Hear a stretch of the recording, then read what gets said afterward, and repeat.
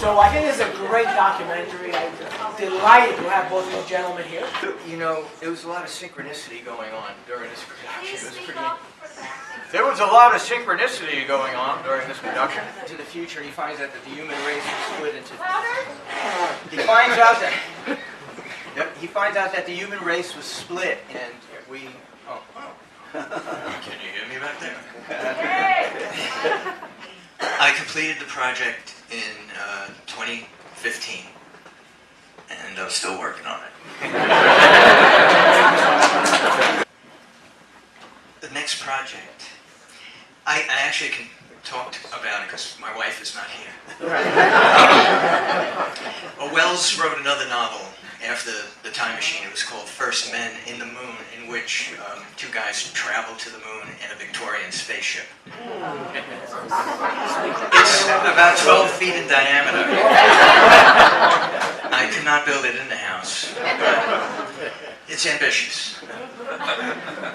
So are you in with me on it? Come on.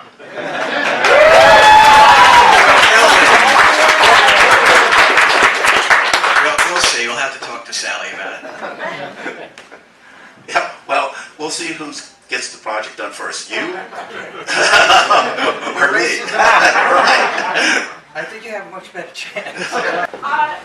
I was wondering whether any of you had seen the documentary Tim's Vermeer and thought of there being any similarities. Very interesting and very observant. The director, Jay Chio, it's one of his favorite films, and actually he saw the film while we were in production, and it convinced him that he could show process. So the stuff with me in the garage spinning a piece of metal or painting the dish, he was not certain he wanted to do that. He thought that he might lose the audience doing that. But when he saw Tim's Vermeer, he was convinced that the audience could get very interested in the process. So if you had a choice, would you go back in time to that? If there was a period in time that you would go back to, which period would you? You know, I think I mentioned in the film, we romanticize the past, don't we? And I do too. So, 1920s New York City, I would love to check that out. Just prior to the crash. We don't need to go there, but, you know, it was a vibrant, you know, it was the big city in the world. It was where art was happening, and music, and the flappers, and it was great. And you want to go further back, then you have to go to Paris. Have you seen Woody Allen's film, Midnight in Paris? Oh, it's wonderful because it talks about romanticizing the past. And ultimately it says, you should live the way you are because the past is not as wonderful as you think it was. Well, of course, for me, it's obvious. I mean, it would be to go back and see my father again and tell him, you know, what was going to happen and save his life. But besides that, I would like to go back and see, you know, certain things in the past. I mean, I love music.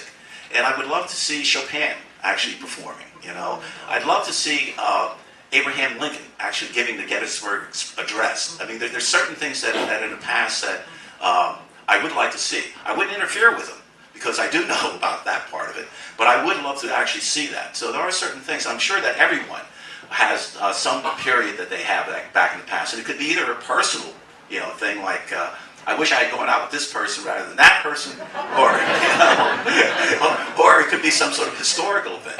But I think all of us have a notion of something that we thought about in the past, or we would like to change in our own personal life.